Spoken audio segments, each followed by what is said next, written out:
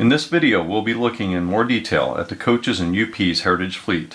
While most of the coaches were sold off after passenger service ended on the railroad in 1971, UP retained 5 of their 44-seat cars. All were delivered new to UP in 1953 from American Car and Foundry. These cars have retained their original numbers since delivered and received names over a several-year period beginning in 1989. Unlike most other cars in the Heritage Fleet, the coaches have had the fewest changes or updates made to them. Other than modernized electrical, plumbing, and HVAC systems, these cars are pretty much the way they looked when new 60 years ago.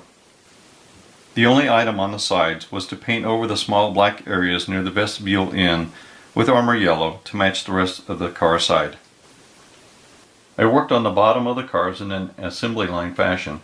After removing all of the smaller detail parts, the water tank was cut off the car.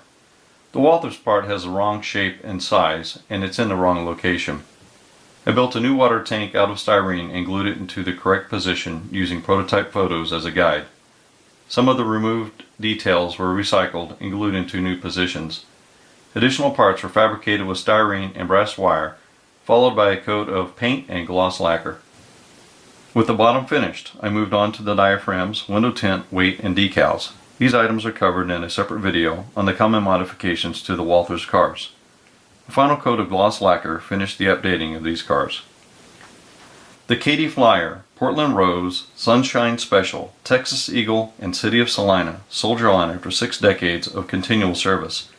Be sure to subscribe to my YouTube channel to see the latest on my Heritage Fleet and other projects. Thanks for watching.